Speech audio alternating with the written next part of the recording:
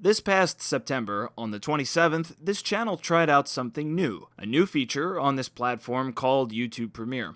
And for those who are hearing about this for the first time, the basic idea is that it's a scheduled publishing. Rather than publishing a video right after being uploaded, subscribers are notified that a video was uploaded, not yet published, but when it will be published.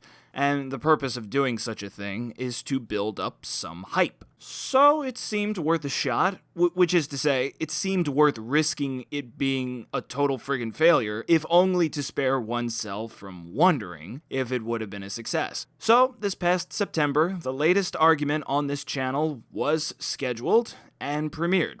While it wasn't a total failure, it sure was a tough sell. A lot of people were initially confused. A lot of people expressed that they simply didn't like this feature, and there were a lot of people who explained why. One explanation given was that they were notified of the premiere in their subscription feed, which gave the false impression that a video had been published, not scheduled. They were subsequently bummed out when they found out that they couldn't yet watch the video.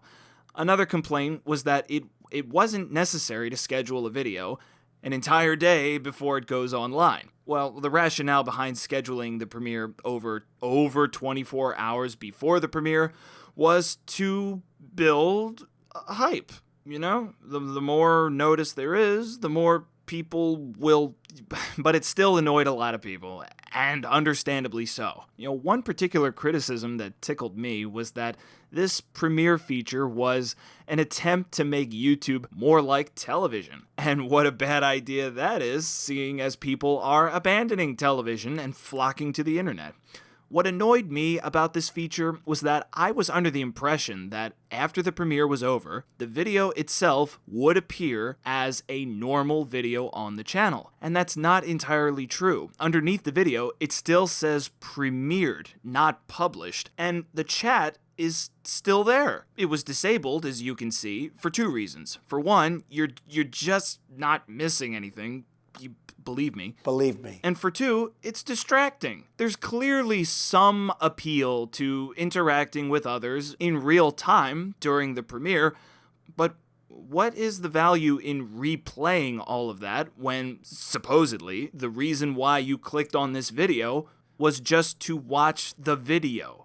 Not to mention, nobody used the super chat during the premiere, so as a content creator, there was no financial incentive to do this either. Perhaps the worst outcome of this experience was the fact that the video got significantly fewer views than even the average number of views a video gets when it's published on this channel during its first week online. And that's even with a relatively clickbaity title. And the quote-unquote hype, which is supposed to result from premiering a video. Could it be that this is a coincidence?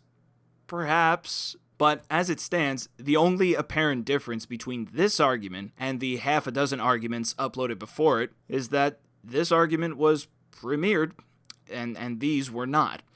Overall, it was a negative experience, and it's severely unlikely to ever happen again.